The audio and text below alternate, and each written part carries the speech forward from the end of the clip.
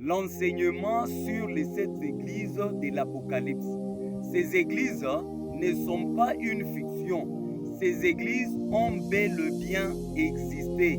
Ce n'est pas non plus une histoire que la Bible est en train de raconter sans preuve. Ces églises avaient bel et bien existé dans l'Asie antique. Qu'est-ce que nous pouvons apprendre par rapport aux lettres transmises à ces églises? Parce que la Bible nous dit, toute écriture est inspirée de Dieu, utile pour enseigner. Qu'est-ce que nous pouvons tirer comme instruction par rapport à l'enseignement de ces églises?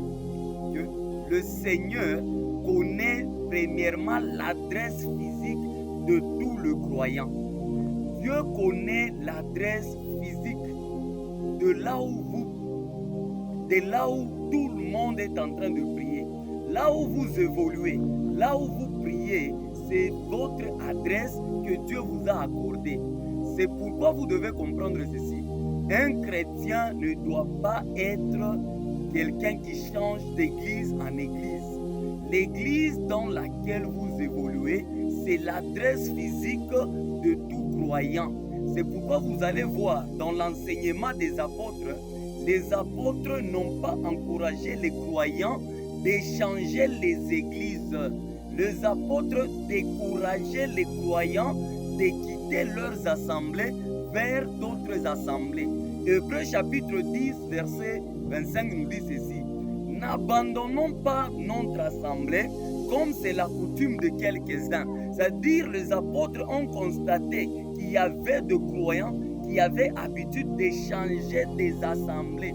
Bien aimé, c'est très dangereux d'échanger les assemblées en désordre parce que le Dieu du ciel, lorsque quelqu'un croit au Seigneur Jésus, Dieu ne les laisse pas en route, Dieu ne les laisse pas chez lui, Dieu lui donne une adresse physique. Et cette adresse-là, c'est l'assemblée où le croyant doit évoluer. Votre église, c'est votre adresse. C'est là que Dieu doit vous localiser. C'est là que Dieu doit vous visiter. C'est ça votre adresse. Et Dieu connaît chaque adresse de chaque église dans le monde.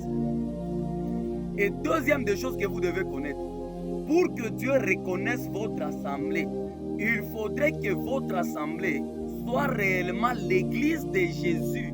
Si ce n'est pas l'église de Jésus, Jésus ne va pas connaître votre assemblée. Il y a des gens qui évoluent de gauche à droite, mais Dieu ne reconnaît pas ces assemblées-là. Parce que dans la Bible, vous allez voir que dans Apocalypse, Dieu est en train de qualifier certaines assemblées de synagogues de Satan. C'est-à-dire, Dieu reconnaît que son église et l'église de Jésus est reconnue par Dieu par rapport à l'enseignement qui est dans son église. Dans la prochaine vidéo, je vais vous donner les caractéristiques d'une église de Jésus, d'une église que Jésus reconnaît. Deuxième des choses que vous devez apprendre sur l'enseignement des églises d'Apocalypse. Deuxième des choses, c'est que chaque croyant, tous les croyants sont affectés au ministère d'un ange de l'église qu'on appelle le ministre de la parole. Un ministre de la parole, c'est bel et bien lui un ange de l'église. Votre ministre qui est affecté à l'église, il est l'ange de Dieu sur cette église-là. Il n'est pas un ange dans le sens littéral du terme. Dans le sens littéral du terme, ce n'est pas que votre pasteur, votre apôtre, votre docteur, il devient un ange avec le zèle. Non, non. Lorsque la Bible parle d'un ange de l'église, ça veut dire, un ange c'est qui? Un ange c'est un messager. Un ange c'est un protecteur. Un ange c'est celui qui garde. Vous allez comprendre que dans chaque église, il y a un représentant de Dieu. Dans chaque église, il y a un ange de Dieu. On n'a pas dit des anges, un ange de Dieu pour chaque église. Chaque église a son représentant. Et le représentant de chaque église, c'est un ministre de la parole. Le ministre de la parole, il est le berger de cette église-là il est l'ange de cette église. Et pourquoi on l'appelle un ange de l'église? Parce que, premièrement, celui qui est comme votre pasteur, celui qui est comme votre ministre de la parole, premièrement, il a le rôle de nourrir l'église. Deuxièmement, il a le rôle de veiller sur vos âmes. Un pasteur a pour mission de veiller sur les âmes de fidèles, de veiller pour la foi de fidèles.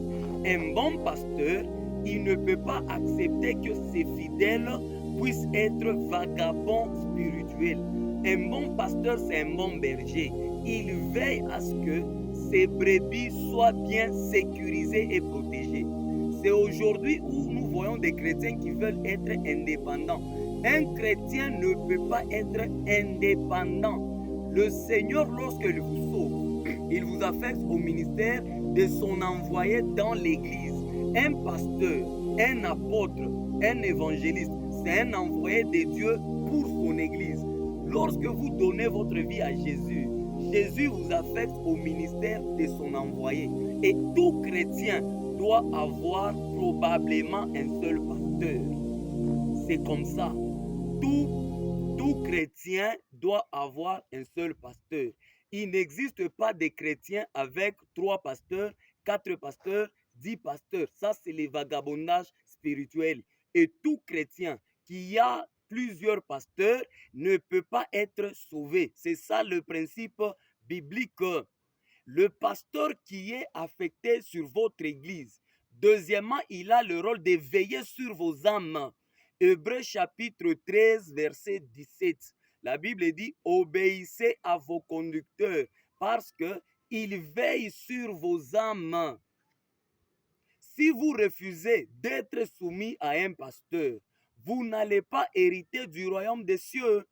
Troisièmement, le pasteur a pour mission de garder le croyant dans la marche chrétienne.